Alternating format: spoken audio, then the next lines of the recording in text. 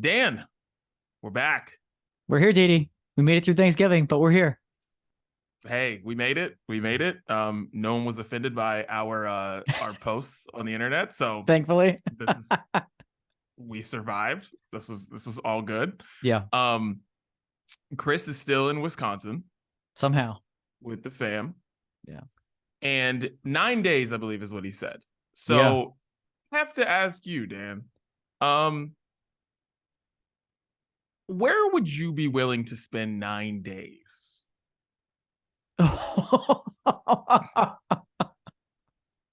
with with the rest of with your in-laws. 9 days. Ooh, big It's a long caveat time. there. Yeah. It's a long time. 9 days. I gotta be Would careful it need to be based on who's listening. Because I thought to myself, would it need to be somewhere tropical to do 9 days? Like, yeah. could I do 9 days? Yeah. It's a lot. I think it would have to be somewhere tropical. Man, oh man. We've had this discussion on this podcast before about cruises, right? Yes. And there are pluses and minuses with cruises. The advantage being you can kind of do and roam around and do your own thing, so you don't have to literally spend every waking minute with everybody that you're with. But 9's a lot for a cruise anyways, generally. Yeah. So I don't know if I'd want to even just do that, even though you'd be hopping from spot to spot. It's a lot of time on a ship. It'd have to be like maybe a big all-inclusive resort somewhere tropical, somewhere like that, where they have multiple, right? Because that's what's sometimes hard to do on a family vacation is like completely break off from the crew and do what you want to do, right? Yeah. It's often frowned upon. So if you're somewhere where it's all-inclusive and you're staying on property, but the property is big enough for you to explore and do different things common in these tropical locations that we're talking about, then that would probably be the best case scenario. For 9 days, that's a long time with anybody, frankly, family or not. But I think that might be a doable alternative of that. What about you? Anything? I kind of landed the same way you did. And I was like, it's got to be like an all-inclusive resort where, at some point someone goes boating, someone goes and does this thing, because I'm going to be 100% honest. Like I'm not the greatest person to be around all the time. So like, so it's not just me being annoyed by everyone. Everyone will be annoyed by me too. So I feel like it's a give and take. And the thing that makes it interesting with Chris and Katie, you can tell these two love each other, is that they're in Wisconsin sharing Katie's like twin bed from high school or whatever they're doing. I'm sure. Yeah. That's just me guessing, because they're at her house. They're at her house. Like, the house, where her parents are.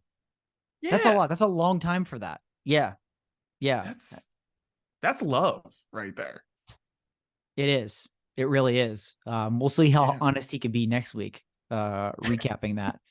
But long time and a lot of stuff to pack for a road trip. Yeah. Right? Yeah. You're packing up the vehicle now that you got 3 kids, 9 days. Oof. Boy. Yeah. Might need extra wagon hitched to the back to cover everything. Yikes. That's very true. Very true. In tropical, maybe Katie's idea of having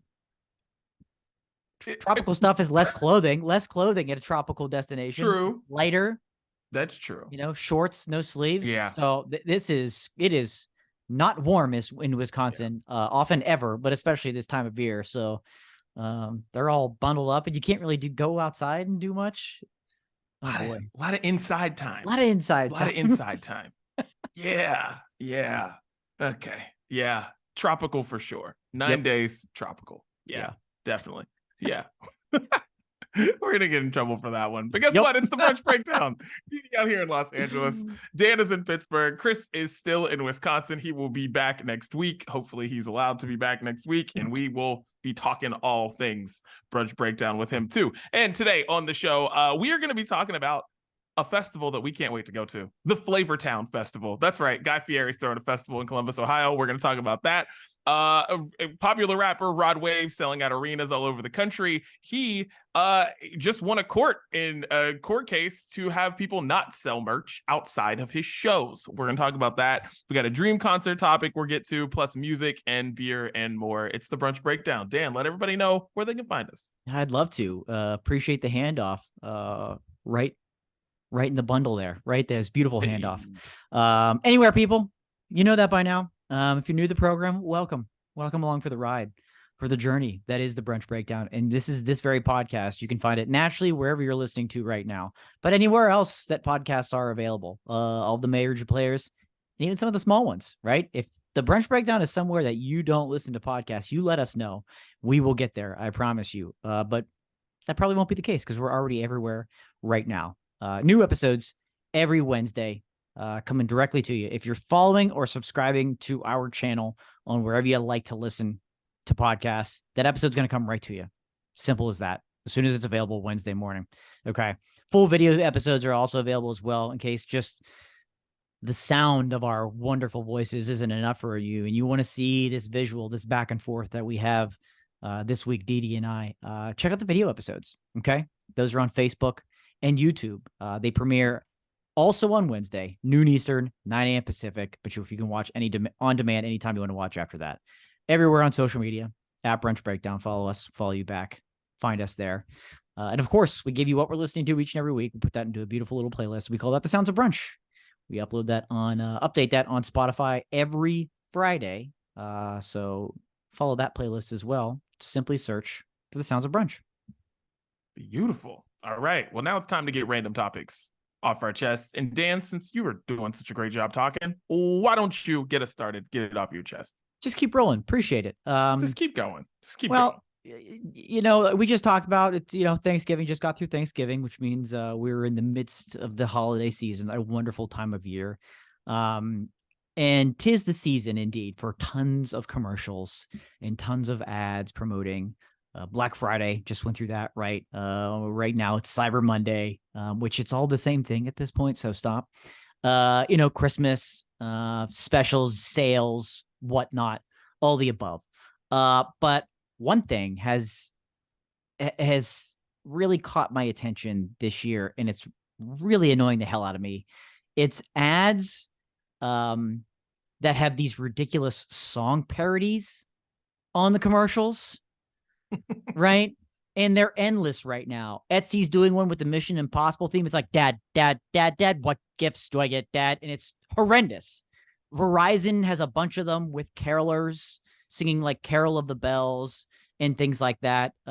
Changing the words to the Verizon commercial. T-Mobile, well, they've been running theirs for a while now. They they got the boys from Scrubs there, which is great. But oh, what a beautiful morning! No. It's terrible. You guys, this is so bad. It's so bad. It's to quote somebody that I don't care for very much, and I'm sorry to friends of the program that do, James Franklin, you're making me uncomfortable. You're literally making my skin crawl. And that's honestly what's happening as I'm listening and watching these ads. Dee, I'm not joking with you. This time of year, I am literally watching TV with the remote in my hand and my finger like on or around the mute button, so I can just mute it as soon as it goes on. It's making me that angry that I can't even listen or want to watch them. I have to mute these commercials. They're so bad. And don't think you're getting off the hook, Jardians, with your terrible, song and dance. It's horrible. It's an absolute joke of a commercial. Makes me want to vomit just watching it. Okay. Be a little more like Burger King, original, catchy. It's not going to get annoying when you hear it 100 times, which we all inevitably have heard it 100 times by now. But this is all because of these ad agencies. The product, the companies have to sign off on them. But these ad agencies, and I can say this because I work in marketing, I have no problem saying it. These ad agencies, you may think it's creative, but just stop. You're being lazy. You're like, let's pick a popular song that everybody can recognize and change the lyrics to something that has to do with our product or our service. No, stop being lazy. It's driving me to the point where I don't want to watch TV anymore. It's just driving me more to streaming. That's not what cable wants. That's not what cable wants. Okay. It's a disgrace to music. It's a disgrace to advertising. Everybody can do better, but happy holidays. Guardians.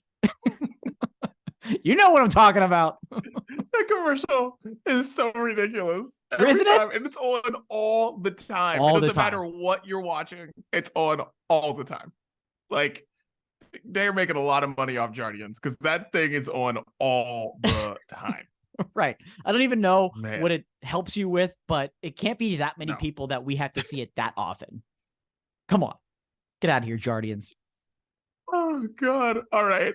Mine is Black Friday related too. And Perfect. I gotta say, I am somebody who loved Black Friday growing up. I used to love going out. I loved the best people watching in the world was getting out there on Black Friday early in the morning, and you just see the best and the worst of people on Black Friday. It's honestly the greatest thing in the world. But now that has died. And Black Friday started right after Halloween. It's like as soon as like Mariah Carey breaks the ice and like it comes out of her shelter and starts singing her All I Want for Christmas Is You, Black Friday sales start, right? Mhm. And what I have noticed is that some are very predictable, where it's like, you know, that the stores, Express, Gap, Old Navy, whatever it is, all these stores are all going to be 40% off or 50% off. You know this, right? We know this already. So very predictable. It already just starts earlier now.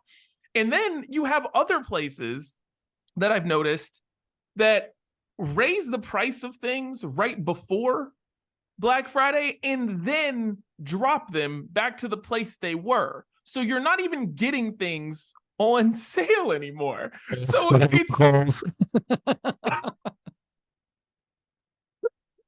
it's pointless. Like, they've made Black Friday this day that I used to love. Because listen, we all love a deal, but like, in the age of the internet where we see these deals in our emails every second, you know what I mean? We see them every second. So like, we know how much we're going to pay for something, or we want to pay for something, or like whatever, we don't want to pay for something. But now it's like, I don't know who they're fooling. I don't know if they're just fooling people younger than me. I don't know if they're fooling like really old people. I don't know what they're doing, but I feel like I am at this age right now where it's like Black Friday. It's like, I see what you're doing and I don't like it. I'm not a fan of it.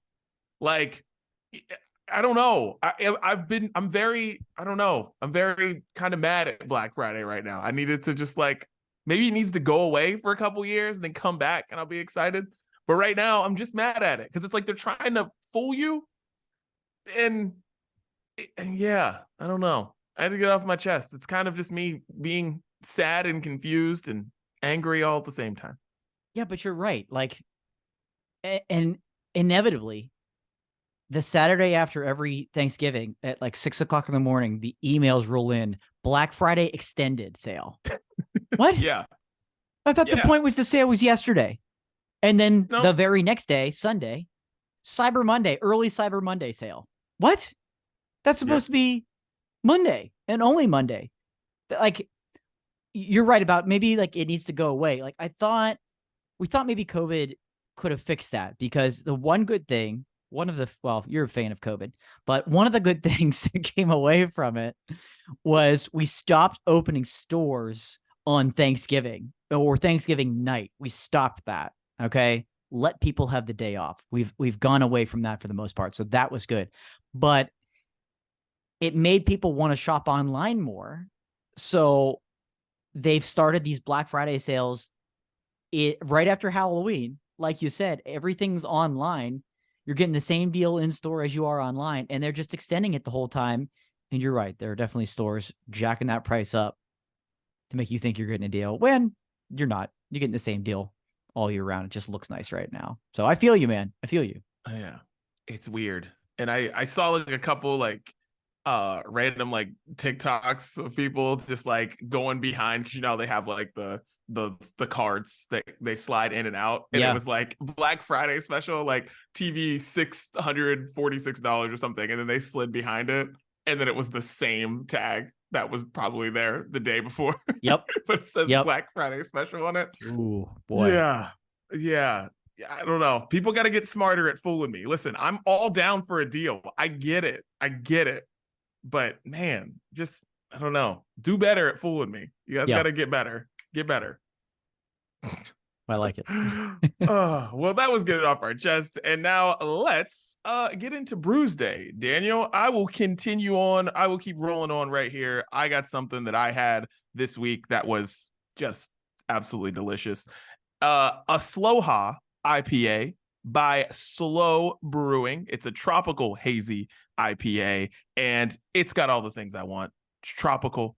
It's beautiful. The can art's amazing. All of it's incredible. I had this. I make sure I took a picture of it because I only got one. I just like got a 6-pack of like some random things when I was getting alcohol over the past week. And I was like, I hate when this happens though, because I always get afraid. I see something that I think I'm gonna like that I'm pretty sure I'm gonna love this, but then I don't get more than one of them because I'm afraid that I'm just gonna end up with like, I don't know, 4 of something that I don't really want. Mm-hmm. I should have got like all 6 of these. I'm mad. I'm very angry about it. But yeah, it sweeps you. It says it sweeps you away to an island paradise, and it does. It does. It's exactly what you want when you're on a tropical island with your in-laws. That's what you want. You want to be drinking one of those. A Sloha IPA by Slow Brew. I just love this beer. Super good. I can't wait to get more of it. That sounds awesome. Yeah. That sounds really awesome. I like that.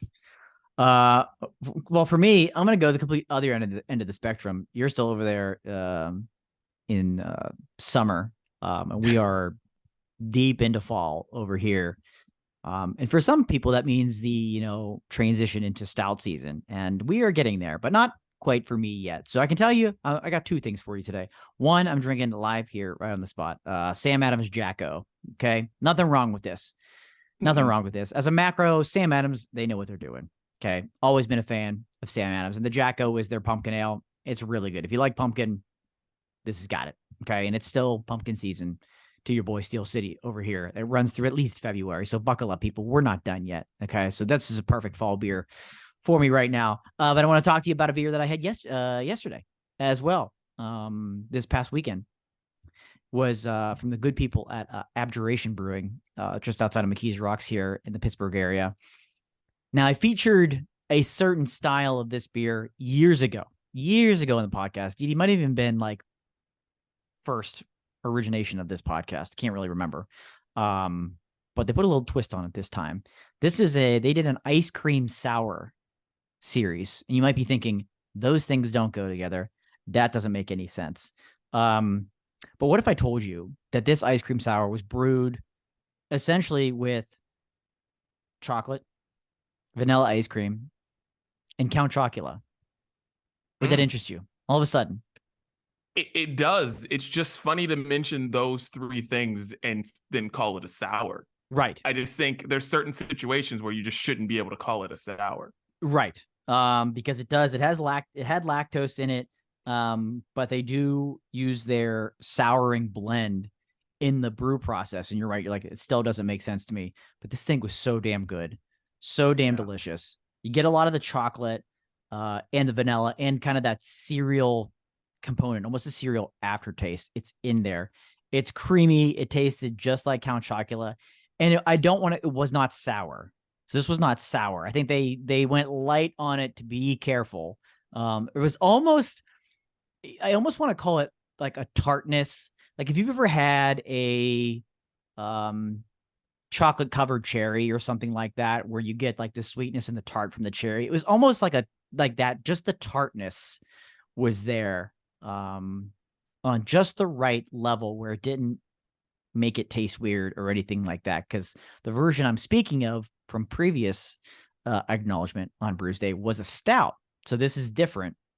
Same cereal, different style, different result. Still delicious. So a lot of good beer this weekend. That sounds good. Yeah. That sounds really good. It was delicious. Like amazing. Beautiful. Well, Dan, cheers. Cheers. Beautiful. Sam, dude, they know how to make the seasonals, dude. I wish I could I honestly wish I could buy Sam Summer and Sam Winter at the same time. Like, I wish they could just Yeah. make it for me and just Like one of give like it a, to me. like an all year Yeah, round variety pack. Yeah. exactly. Yeah. Just give it to me. Like, I just want Sam Winter and Sam Summer like all the time. I just love both of them so much. Yeah. Yeah. Yeah. They're I wish terrific. they They could. know what they're doing. Yeah. Absolutely. All right. Mhm. Well, that was Brews Day.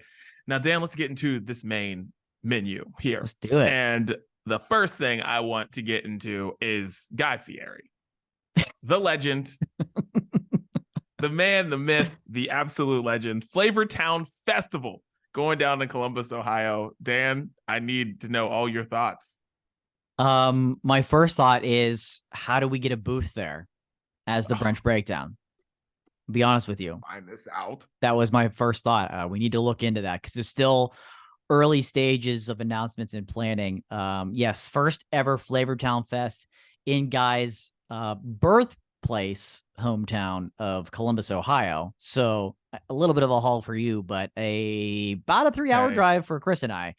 So we can haul the equipment. No problem needed. He hauled 5 people's worth of clothing for 9 days. So I think we could handle a 2-day festival in Columbus, June 1st and 2nd, 2024. Right now, food, chefs, and live music at FlavorTown. $155 for a 2-day pass. VIP available, but not yet. Will be available. So not quite yet. So we don't have the details on VIP, but I 100% want to go to this. I'm already like looking forward at the calendar of June of next year. June, or first weekend of June, is usually a heavy weekend in the Knopf household. So I gotta make sure we clear that calendar. I mean, this is gonna be amazing. The food there is gonna be crazy. And I think, knowing Guy Fieri, the music is gonna be pretty legit. Got a lot of friends in a lot of places. I expect an eclectic mix. I expect some country, I expect some pop, I expect some rock. And I just think as we get more and more details, it's going to be a no-brainer. But my first thought is, how does the Brunch Breakdown sign up to be a vendor in a booth? Well, so we can just broadcast for 2 days from FlavorTown Fest.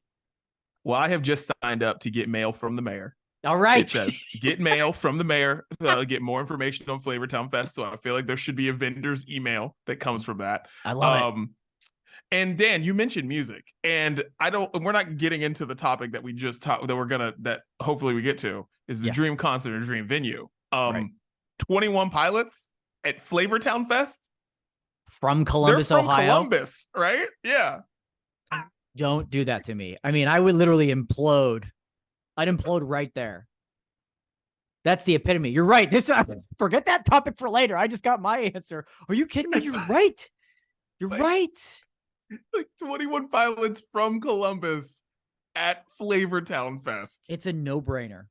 Eating a guy's chicken sandwich while watching fucking Stressed Out be played right in front of you.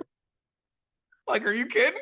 Are you serious? If I could have been more on. excited, you just turned the dial up to 100 on me. That's like very possible. Yeah. Very possible. Columbus boys all getting together. Yeah. Yeah. Like, yeah. Come on. Edie. Wow. You're killing me with that. Dude. We gotta go. June 1st and 2nd is a great time because honestly, either the weather's gonna be perfect or it's gonna be rainy. But you have a good shot at it being like great weather, not like weather. too hot. Exactly. Exactly. So like, dude, I just love the site. Big food, big music, big fun, big impact, whatever that means. Yes, I think the impact part is what there is a charitable aspect to it. So shouts to Guy, for doing that. The Fieri Foundation, Guy Fieri Foundation, will donate a portion of proceeds from every ticket sold to support various charities in and around the Columbus area with a focused on first responders, veterans, and more. The mayor, ladies and gentlemen, the mayor. When you hear the price of $155, that's getting you. Let's see. Here's kind of the breakdown. That's a GA ticket. All access to the grounds, food demos, main stage music performances by Guy's favorite artist, and more adventures to be announced soon. So assuming you're probably going to have to pay for most of the food there, $155, 2 days without knowing. Is it worth it?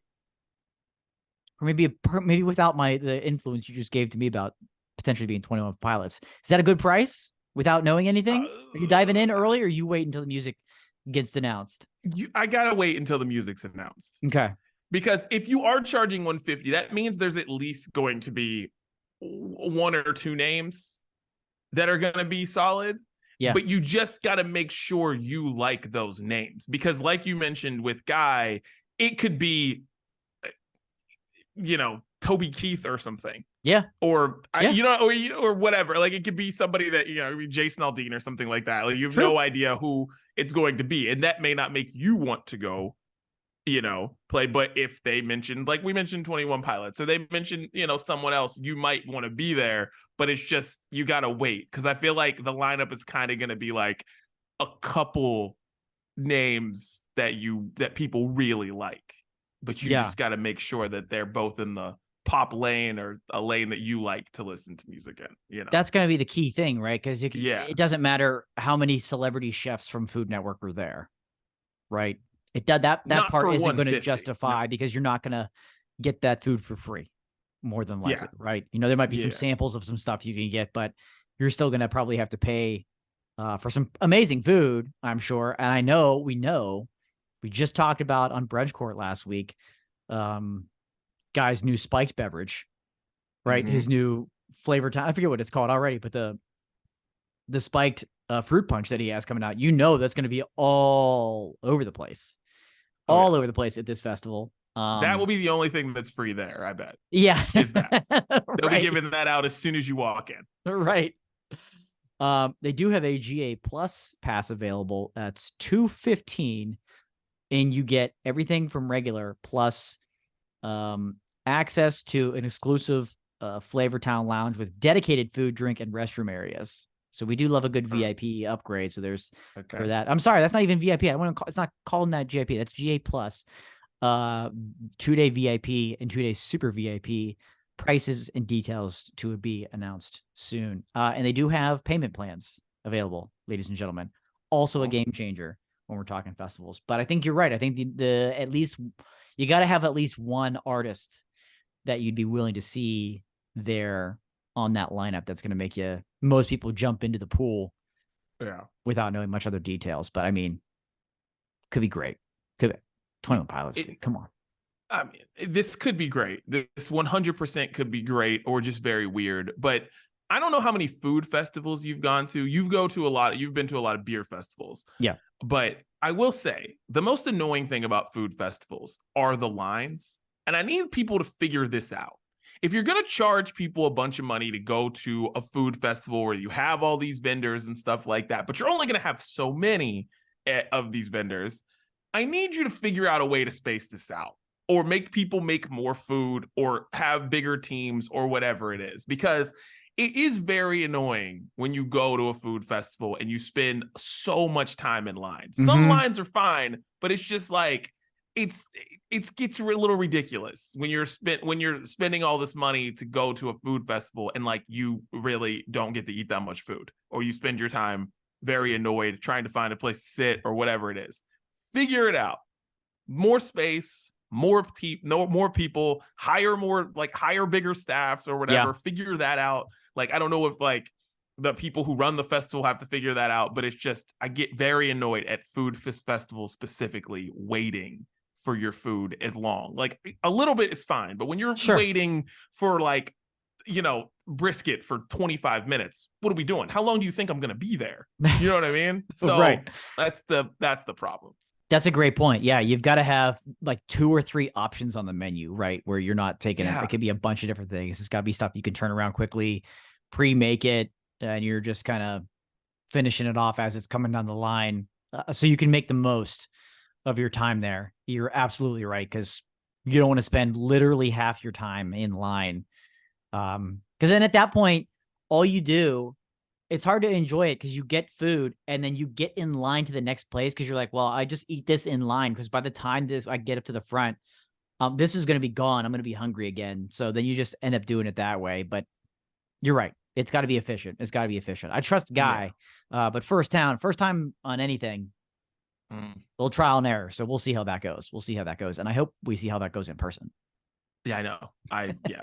We're gonna, dude, we're gonna be live podcasting from there, whether they want us to or not. Yeah.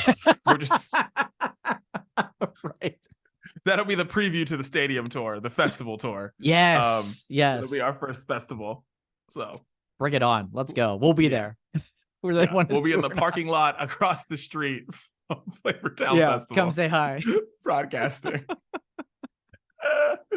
Oh man. Well, shouts to Guy. And this kind of goes with that. Rod Wave, popular rapper, singer, he has won a huge thing that a lot of people have been trying to win. Madonna, Beyonce, Taylor Swift, you name it. They've all been trying to stop people from selling bootleg merch outside of their concerts. Well, in Charlotte, Rod Wave won this, and they had, and the police or whoever has the right to take all of the merch away from somebody that has his name on it. So if it says Rod Wave on it, they can take it away.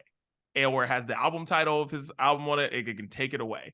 And FlavorTown, I imagine there's going to be some bootleg merch at FlavorTown. People are going to have Guy Fieri merch outside of it. And I imagine Guy wants to make all that money. And like, what do you think about this, Dan? Because I know this is a big deal, because sometimes the merch outside of the show is better than the merch inside the show. Yeah. And people gobble that stuff up for like a third of the price, honestly, because concert merch is like, I mean, $50 for a t-shirt at some of these shows. Outside, same thing, sometimes better, like $10, $15. Yeah. And the bootleg merch has gotten better, right? Oh, so it's not better. like, it looks like you just, stuck that on and printed that at home or something like that, or made some. I mean, it's looking more and more legitimate, obviously. And so you're right, for $20, why wouldn't you? This is fascinating how this could, because that's like part of the concert going experience. But I get it from the artist perspective, right? But the negative thing is that's going to give them more control and freedom to charge $50 for a t-shirt if there's no other option. So that part I don't like, is the fear that the price of these things is just going to go up and up because there's nowhere else to get them now, except especially tour exclusive merch, right? That's the thing. When you can find tour exclusive merch or something that looks close enough to it, that's what you want versus just what you can get on a website or at Hot Topic, if you will. But it's been a long time coming. It's kind of amazing that he won this case. Yeah. Right. And it's very interesting how it's what you really, I really encourage people to read the article where it really has to be done city by city, right? It really has to tackle it, at least from the start, on a city by city basis before it can be enforced nationwide. When they stop somebody, they have to like give them a receipt for how much merch they're taking for legal purposes. And it's just a very interesting, all the little details that go along with how this is enforced in ruled. Fascinating, but finally breaking down on the bootleg merch. It's not going to be the same. It's not going to be the same. It's funny because this is where I land on this, right? So Rod Wave is somebody who has, groundswell following. He's got a bunch of loyal fans. That's why he's able to play arenas, and people are like, I've never heard a Rod Wave song in my life. Unless, like, if you have, you're at the show. If you haven't, you're probably not at the show, right? And so when it comes to merch with him, I'm like, yeah, because that's where artists make their money. It's a freaking 50-cent Gildan t-shirt that they sell for $50, right? Right. So like, that's where all the money is coming at your concerts, unless you newsflash, guys, if you didn't know. That's where all your artist money's coming from. But when it comes to somebody like Rod Wave, I'm like, okay, I get that. You shouldn't sell merch outside of his shows. Taylor, Beyonce, Morgan Wallen, whoever is selling out arenas, don't care. Yeah. Shut up. Don't care. I truly don't care about anyone else other than these smaller artists. Like, you shouldn't, if you're going to a 6,000 seat show at Stage AE or whatever your medium-sized venue is in your town, buy the people's merch. Mm-hmm. You shouldn't be selling merch outside. But like, when it comes to these humongous stadium tours and all of that, and like these huge artists like a Madonna, like The Weeknd, whoever, you know who I'm talking about. Like, I don't care. I don't care about. I don't think you guys should ever win any of these injunctions or suits. People should just no. They should be able to do that. But when it comes to smaller artists, like no, you shouldn't be able to sell a $10 t-shirt outside to stop people from buying the stuff inside because those artists need that money. Yeah. They deserve to get that money from you. So you shouldn't be bootlegging their merch. But the other artists don't care. Dude, I never thought of it that way on the surface, but you're absolutely right because you just think that everybody's just it's a money grab. But yeah, you're right. The smaller artists, they need that, you know. And Yeah. when people line up the day before a concert, a Taylor Swift concert, just to visit the outside merch stand that are not going to the concert is ridiculous. And those artists don't need it anymore because you're paying a ridiculous premium for that stuff anyways. And you're doing it to a sold out arena.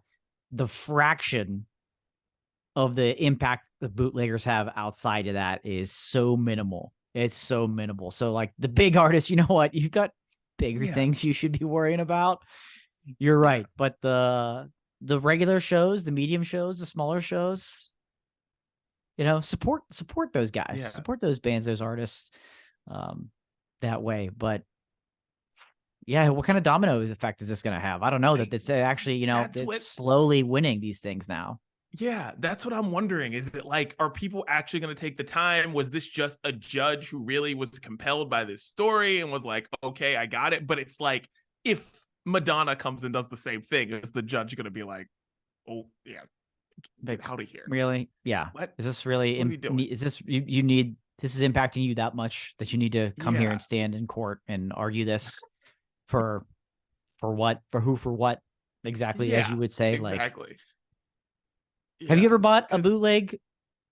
Shirt? Yeah. Oh yeah, I have so much bootleg Kanye stuff from outside of the Kanye shows because sometimes I'm telling you, I kid you not, sometimes the bootleg merch is better.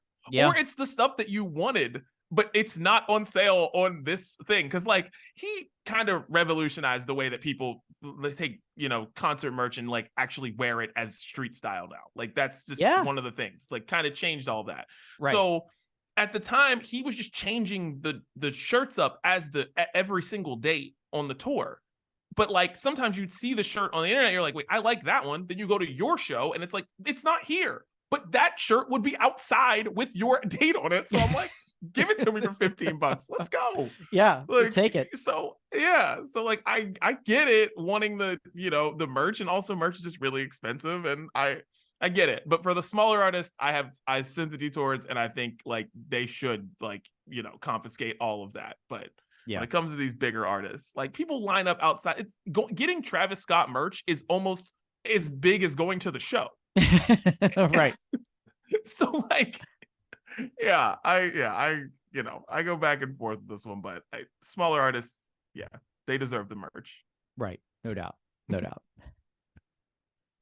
All right, but before we move on, I got one more merch question to ask you, Daniel, as someone who has lots of concert merch, concert posters, all the things. You got some behind you right now. Yeah.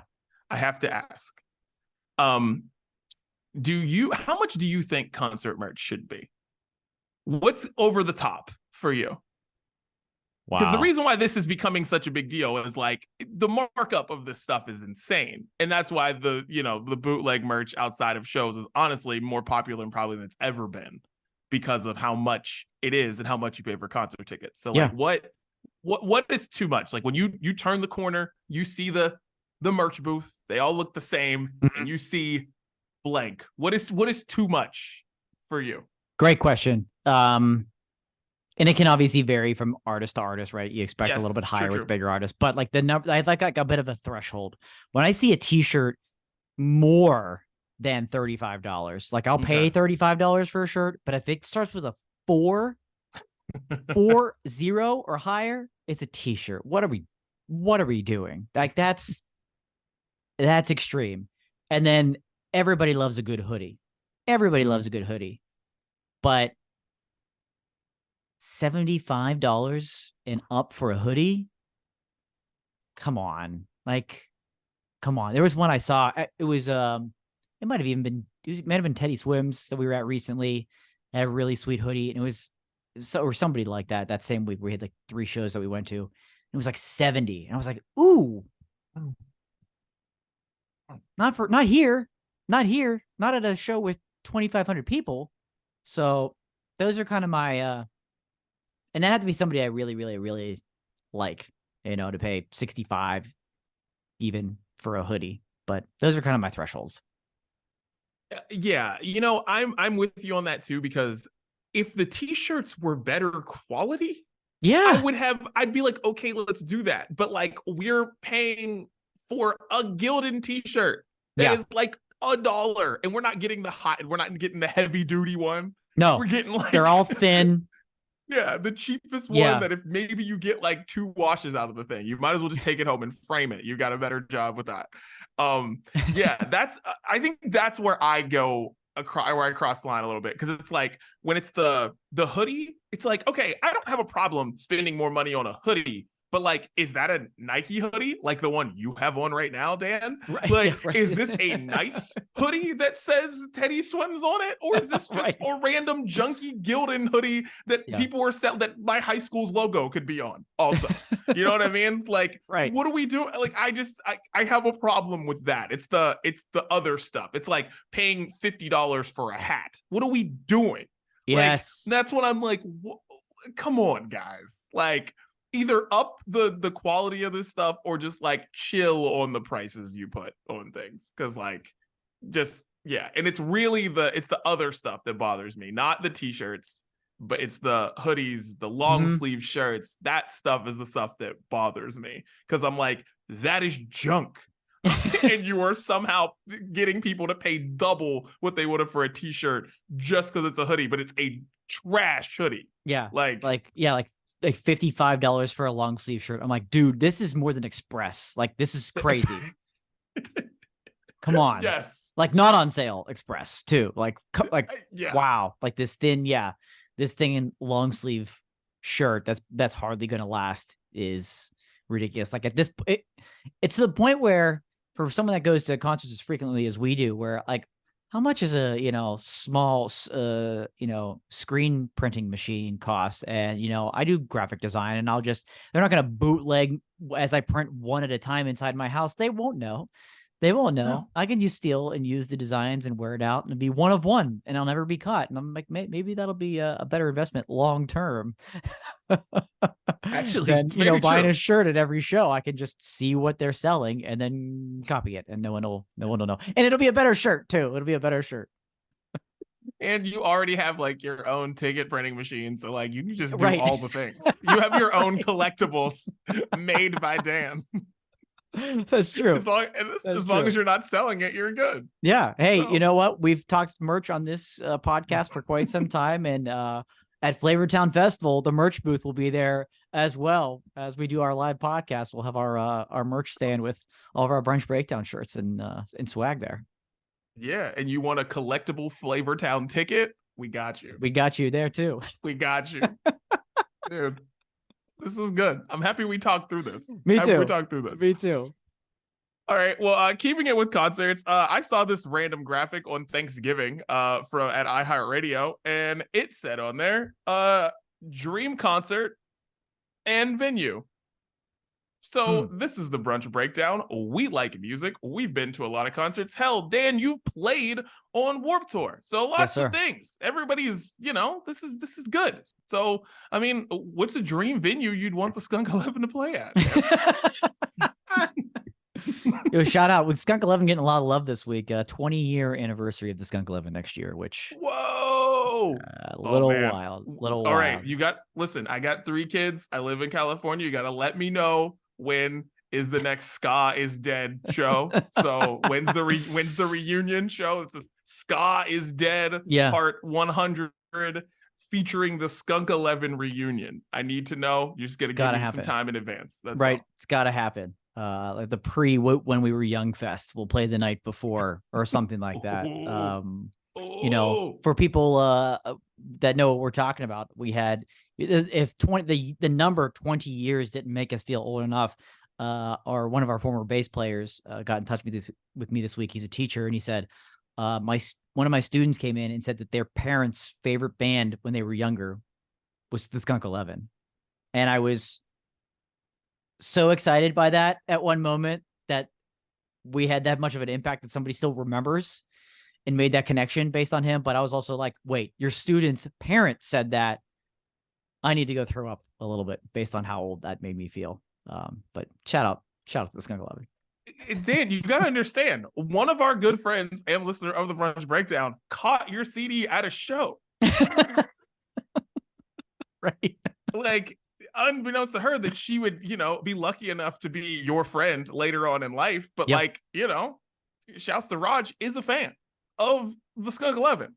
Like, it's amazing. It's an amazing, it's a long lasting legacy we appear to have, and it's an honor and a privilege. So yeah, the Skunk 11, the 20-year anniversary show next year. And what venue? Oh boy, the choices here are endless, but the venue for whether it be the Skunk 11 or a band you've already mentioned, 21 Pilots, at FlavorTown Fest, yes, definitely one of them. That was amazing. So that's one. But if we're thinking more traditional in terms of venues, one that I've been wanting to go to for a long time, of course, is Red Rocks. Red Rocks just seems like there's something special there. And, I hear it almost doesn't matter who you see there, right? It's just the experience itself is phenomenal. But I've got a couple, but that's one on the more traditional side that's always come to mind where I think I'd want to see really any band, but 21 Pilots there. Let's go, boys. After FlavorTown, man, let's hit up the Red Rocks. Red Rocks it's incredible. I've been there for 2 shows. It was just awesome. Like, I saw Incubus there, and I saw J. Cole and Big Sean there. Wow. And it was just freaking, it was awesome. It was on like back-to-back nights, or maybe there was a night in between, whatever. It was awesome. And it's just such a cool venue. Gotta go. And I'll go with you. It's just gotta go. Perfect. I want to see Kanye at Red Rocks. Really bad. Yeah. And I think that would be awesome. And another place that I was thinking of, because I was like, these people that I want to see them in different ways. And this Sphere in Las Vegas. Yes. I'm just waiting. I know whenever somebody that I want to see there is in the Sphere for however long, I'm going to spend a stupid amount of money and be very angry at myself about it. But like, I'm going to go. And some people have told me that have been there, told me that like they kind of got a little seasick. They had to like step away for a little bit. But I got to experience it, man. Like, I got to experience what the hell is going on. Because it's the first place that like, I'm not mad at people for taking cell phone video at, because every video looks insane, regardless if you're on the floor or if you're at the top or wherever you're at. It's just, it doesn't make any sense. So like, I want to see, honestly, I almost want to see anybody there, because like, I'm not a U2 fan, but Jesus Christ, I'm sure LeBron's not either, but he seemed to have a great time there. So like, right. I think I could too. But yeah, I want to see Kanye at Red Rocks. I want to see Kanye at the Sphere. Like those places, these unique venues that we have, that I feel like I just want to see people that you love their whole catalog and want to see them at these places. Yeah. Like, I had the Sphere too, just because of, even in the early stages, it seems wild. And it may, now that you kind of talking through it, like, I don't know who I'd want to see. Obviously, any of these choices, 21 Pilots is my answer, but who is more known? That's a band that already puts on a stunning live performance. 21 Pilots is, but I'm trying to think of from like a visual perspective, like an EDM show in the Sphere might be too much. Might be a lot, right? That might be too much. So maybe a band like, if you've ever been to a Coldplay show, they do a lot visually.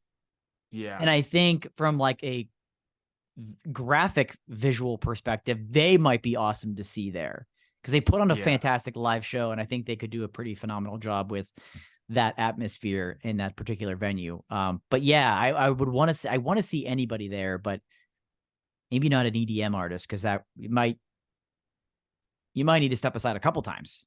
That could be too much, right? Dude, that could be, I mean, listen, that could be too much for a ton of reasons. Yeah. Like, right. because, people like to partake in different drugs and things. Yeah. And I have a Yeah. feeling that could lead people to a lot of hallucinations and a lot of things that aren't happening, they think are happening. And just You're right. that right. could be, yeah. Yeah, a little heavy. Yeah. A little heavy there. A little heavy there. Yeah. I don't know if the Sphere's for a younger audience. I don't know if that's no. yeah. I don't know if I don't know if we're gonna be seeing Martin Garrix at the Sphere anytime soon. I think that's like a whole kind of, you need to get some special insurance for that one. No doubt. No doubt about it. Another one that came to mind that I tried to think a little bit outside the box, right, than some of these more traditional ones, but could you imagine a concert inside the Colosseum in Rome, in Italy? Oh. Yeah. I'm Like, happy you have that because I have one too. okay, good. Yeah, I wanted to think a little differently into something so unique, one of a kind, you'd never forget. And that's where you do need a big artist, a big name that's going to fill the space. Like, give me 21 Pilots there. Give me Muse there. I think they would be. They put on an amazing show live. They use a lot of fire, so open aired space, no problem there. Just don't set the Coliseum on fire, I suppose. Don't burn down history in the process. But yeah, give me a show in the Coliseum. Let's do that one. Has there ever been a show at the Pyramids? Because I have that written down. And I'm like, has anyone ever done a show at the Pyramids? Could you do one at the Pyramids? Like, all these places like this, it's like, you can't mess them up. And they're not built for bass or sound or anything that goes into shows these days. Right. So I'm just like, I don't even know if you could actually do it. And that's probably why it's never been done, because you'd be afraid that, like, some light rig would break something. And I'm just like, but the Pyramids, that would be wild. If you could set up lighting and do all the things that you can do, but you're at the Pyramids, man, I don't even care who it is. I'm watching that. I am streaming that. I'm watching it on pay-per-view. I'll pay for it. I don't care. I'm watching that. I don't care who it is. Oh, I love that. Yeah. That would be crazy. But I just wonder, because it hasn't happened, at least I don't think it has. Right. You could do that because of all the things. It's like, yeah. It's like, I'm sure Taylor Swift or Beyonce have looked into playing at the Coliseum or at the Pyramids, and they realized they just couldn't get it done. No. I'm sure they've looked into it. For sure. And it's funny, you not on the level of necessarily ruining history with stuff like that, but one did come to mind for me before I got to the Sphere in Vegas. I was thinking Vegas. I was like, Vegas Strip, and no, not really. And they do, festivals there now in the festival grounds, and then came to the Sphere. But before I got to the Sphere, I thought of what is it called now? Ghost Bar. The one the one at the top of the is it the top of the Palms? The top of the Palms. Yeah. Like, amazing. Because if anybody that doesn't know, it basically, the bar on the top floor of a however many story, very, very, very high up building, just off the Vegas Strip, hangs out off the side of the building. And there's glass squares that you can look straight down, and you're looking basically onto the road. Terrifying and enjoyable all at the same time. Chris remembers that one fondly, I think. But it would be amazing to have a concert there with the Strip in the background and like the band at the edge of the bar, but that many people and perhaps jumping around on a bar that hangs off the side of a building made me a little nervous to think. So I didn't think that was a good idea. Oh man. From a concept though, would be awesome. Yeah. A little nerve-wracking though. A little nerve-wracking. Maybe an acoustic setup there or something. A little Philip Phillips, my man, Philip Phillips. An evening with Philip Phillips at the Ghost Bar, Palms, Vegas. Get your tickets now. Philip Phillips, get out of here. Oh my God. Yeah, dude, there's so many places in Vegas. Like you could literally, and I'm sure this has already happened before, but like Pitbull at Dre's during the day, and it's just a pool party and it's Pitbull performing. Oh Let's yeah, go. Like, yeah. let's go. Like, that might not be a dream for anyone other than my wife, but like that's, but that would be awesome. But yeah, and I was trying to think of like, because I don't know the venues in certain places, but just like I would love to go see like, I love seeing, Beyonce wherever she is. Well, I don't care where I'm at. I will go see Beyonce, but like, be cool to go see Beyonce in Hawaii somewhere. Like, I don't know if there's some venue on the ocean or something, but I mean, I guess there's not, because I feel like that would be somebody's DVD at some point, or somebody's like concert, right, like somebody live in the oceon or whatever. Yeah. But like, I want to see somebody on the beach in some tropical location. Like, like, it's like LA's great, but like, what's better? The beach. Right. In Maui. Yeah. Well, yeah, because they have like Hangout Fest is kind of like that, right? Yes, where it's down on the Gulf Shores. Seems like it's a hot one though, and I don't, and a festival might be. I want to see I want to see an artist there. I want to see a show there. I don't want to see a festival there. Yeah, but this brings me to my final one was what it happens. It's being done in a number of different ways, and I had an opportunity to do one, and unfortunately, the circumstances didn't work out that I didn't get to go to. But friends of mine have. Would you want to see somebody, since you can't, be on the ocean? What about on a cruise ship, top level? Would you do that? They're being done. Would you do the cruise? Would you do the cruise? I go back and forth with this. Oh. I go back and forth with this all the time, thinking this will be great. But I'm like, when, just like we talked about with, at the beginning of the show, when would I want to jump off the ship? And I have a feeling I would want to jump off. That's why I like that these little things are transitioning into taking over an all-inclusive resort. Mm-hmm. And doing it that way, then I'm like, let's go. But cruise,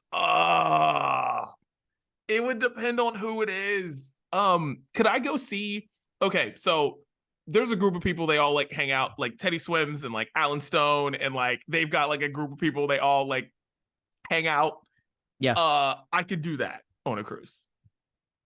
I could do that. That would be awesome. Yeah, maybe like a 3-day cruise is what you'd want to do. You have like the opening acts the first night, and then the second day or second night, you've got the big headlining acts. You're basically having brunch the mornings in between, and then day 3, you're off the ship.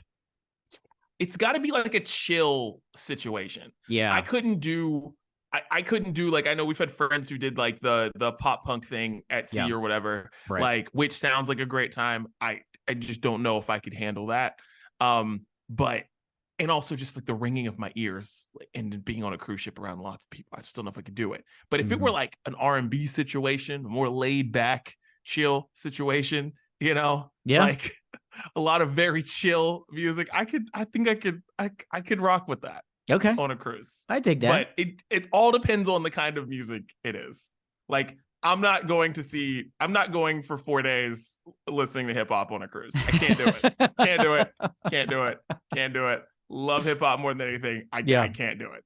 And you could line up all the acts possible. I no. Still wouldn't. No.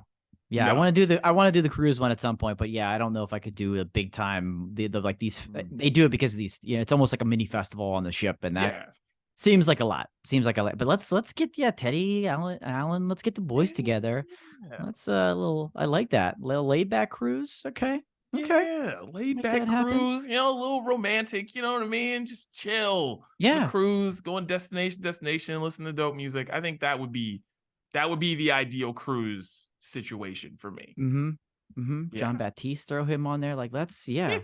Let's go. Let's just I like it. Chill. Okay. You know what I mean? Yeah. Let's do that. Yeah. Okay. I like that. And then and of course we'll bring Howie from the Backstreet Boys on just to make guacamole with his mom. Right. Just do that too. Just add that. We'll add that to it too. Just laid back. You know what I mean? Like, love it. Yeah, maybe love it. that'll. Yeah, that might be a future topic. Maybe we'll plan our own. We'll plan our own cruise festival. We'll do that. Okay. All right. I Yeah, love that. We'll do that. I don't know that. We'll need Chris on that for that. So we'll do that. All right. Well, Dan, let's get into music, man. Let's do that. Good transition right into music. Yeah, right into music. Let's go. A lot of music on the show today. So here I'm gonna go first. Jungkook, who just and is now going to the army. Apparently, that's the reason why he had to put out his album so fast, because that's what you got to do over there. Yep, you gotta go serve, and doesn't matter who you are, you gotta serve. And right before right after he put out the announcement that he was going to serve and he was thanked his fans, put out a remix to 3D, his song with Jack Harlow, but with Justin Timberlake. And it's great. And we haven't had a lot of great things to say about Justin Timberlake over the past couple months, but this is pretty great. So shouts to Justin Timberlake and Jungkook 3D, the remix. Pretty great. There you go. I like it. First one up for me is from a band that I've become very, very, very fond of. If you've listened to this podcast, you know about Glades. They're back on the playlist this week. And because they released a song called Summers for Lovers. And when I heard it, I got a little angry because they put this out late November and it's a perfect summer song, great summer vibe, but they're from Australia. It's summer in Australia right now. So like, I can't get super mad based on where they're from. I get it. It's summer for them, but for us, it's not. And it's a great, great summer song. I needed this in June. I needed this in May. And I have to wait to really enjoy it till then. But in the meantime, Summers for Lovers by Glades. Man. Yeah, I'm angry at people when they're summer songs. I don't care where you're from. You know where you want your music to be played. Right. Stop it. Just stop it. Yep. Yeah. All right. So this one of my favorite albums of the year, Brunchy's coming soon. Renee Rapp's Snow Angels just put out the deluxe version of the album, and she put out a remix. This is still another remix on the playlist, of the song Tummy Hurts with Coco Jones. And Renee Rapp, who is a humongous Grammy snub, and I'm very angry about it. You read any Grammy article about the nomination, she's a huge snub on there. But Coco Jones also had a great year. She's up for Best New Artist. This should be a song with two of the Best New Artist nominees, but it's not. So Grammys, you miss out on this performance of Tummy Hurts. Love this song. So Renee Rapp, Tummy Hurts featuring Coco Jones. Great song. Couldn't agree more. The second one up for me is from two groups that I thought would never come together. The Maine and Beach Weather. Kind of different genres a bit, but it's basically a re-release of a song that the Maine has already had, just adding the Beach Weather into it this time, called Thoughts I Have While Lying in Bed. And it's just the Maine doing what the Maine does best, and that's kind of it's hard to define their genre quite. They just mix it all together so well, where it's pop, it's alternative, it's pop, it's pop punk. It's kind of all there and just a great sound. And I like the feature of Beach Weather on this version of the song. So, yeah, enjoy that one. Thoughts I Have While Lying in Bed. Something we can all relate to. Very true. All right. Last one. Chris Brown put out an album that I will not listen to, because he puts out albums that have like 40 songs on them, and I just find Chris Brown to be exhausting. But this song was on the Apple New Music playlist, and I was like, you know what? This song's great. It's called Nightmares with Byron Messia, and it is super good song. So check it out. Chris Brown, Nightmares. Love it. Well, we'll see. Yeah, you'll see. I was like, you'll see. Chris Brown. Yeah, okay. That's the thing. It's one of those things. Yeah. I don't seek out Chris Brown music, but sometimes it hits me in the face. I hear that. Last one for me is from the Japanese House. Becoming a bigger and bigger fan of the Japanese House, and I saw the name of this song, and I was like, wait a minute. I know that song. What is going on here? The song is Super Trooper, and yes, that Super Trooper from one of the greatest groups of all times, ABBA. It is. And if you know me, you know I love ABBA, and this song in particular, Super Trooper from ABBA. And this is a stripped down, slower version of what is a pop masterpiece as it was originally written. And it's weird because it's a very catchy, upbeat song and, recognizable to almost anybody. But to strip it down and slow it down like this, I wasn't quite expecting that, but I wasn't expecting a complete, copycat of it being the Japanese house. But I like it. I like it. So shouts to the Japanese house and shouts to ABBA always. Super Trooper. I don't know about this one, Dan. Yeah. I'm nervous. Yeah. I'm nervous. It's probably one of those where if you were listening to it, you wouldn't recognize it until, well, you might, it depends on how well you know the song. Okay. Because the vocals are very recognizable. The lyrics, I should say, the lyrics are recognizable if you know the song Super Trooper. But you might go, wait a minute, is this what I think it is? Because the melody doesn't flow the same way at all. So it's a pretty unique take on it. Give it a shot. Yeah. Okay. That's just the way you describe that. If I were describing a song that you love to you that way, you would have the same look on my face That's fair. I have on my face. That's fair. Yeah. You're like, it's an upbeat, catchy song, but it's like, it's the cover and it's slow and it's stripped out. You're like, yeah. All Interesting. Right. All right. Well, that is what we're listening to. And make sure you check out the playlist, the Sounds of Brunch playlist on Spotify. Tell Siri, tell Alexa to play the Sounds of Brunch. Daniel, this has been another fun one. Absolutely, man. Any final thoughts? The headline coming out of this episode, FlavorTown Fest. Catch us there with our tent, with our bootleg merch. We'll be next to the Jardians tent. That's right. Sorry, Rod Wave. And that's the Brunch Breakdown. We're out.